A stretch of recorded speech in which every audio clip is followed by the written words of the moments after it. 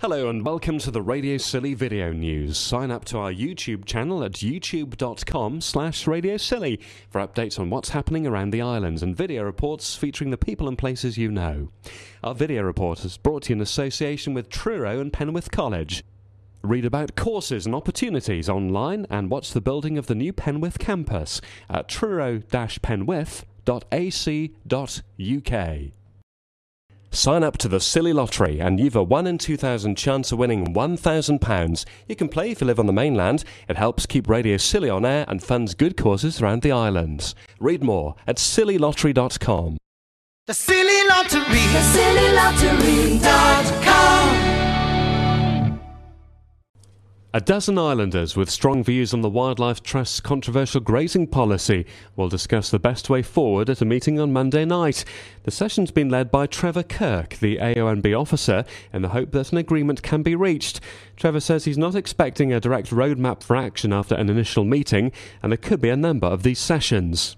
Oh no, I think this is an ongoing process, Kerry.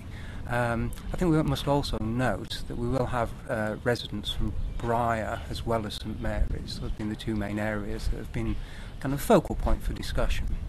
And so one item on the agenda will be how we will further debate and discussion about the specific issues on the various islands. You know, so for example, will we have a Scilly-wide forum in the future?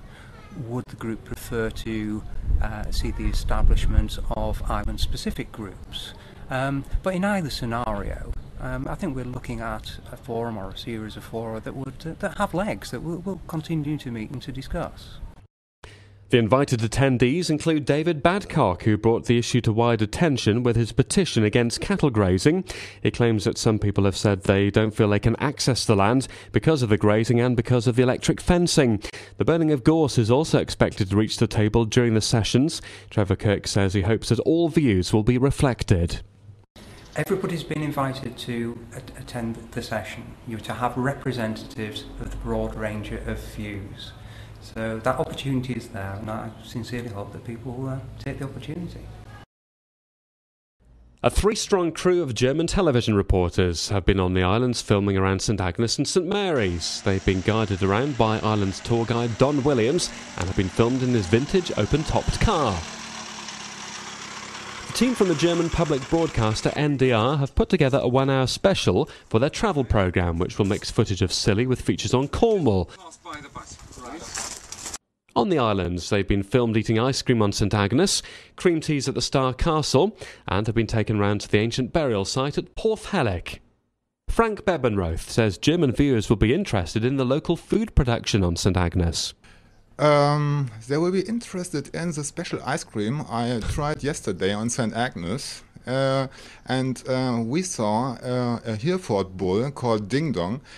Such a cool big cow I've never seen, and especially where I come from, there's an agriculture is very popular because we earn a lot of money with it.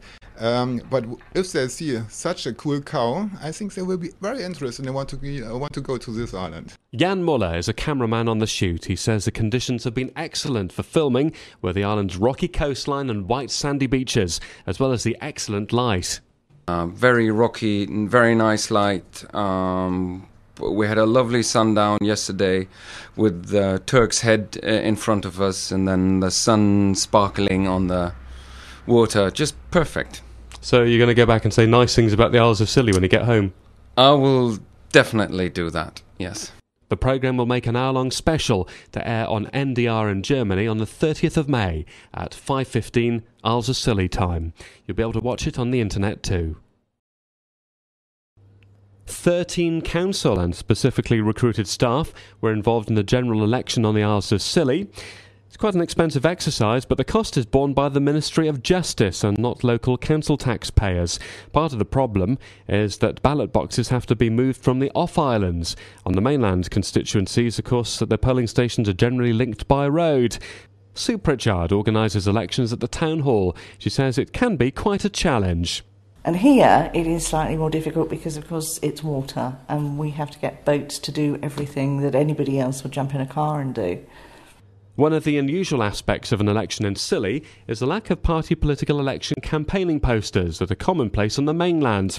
Despite that, there's always a high degree of turnout on our islands, and Sue says it's because people like to do things differently here.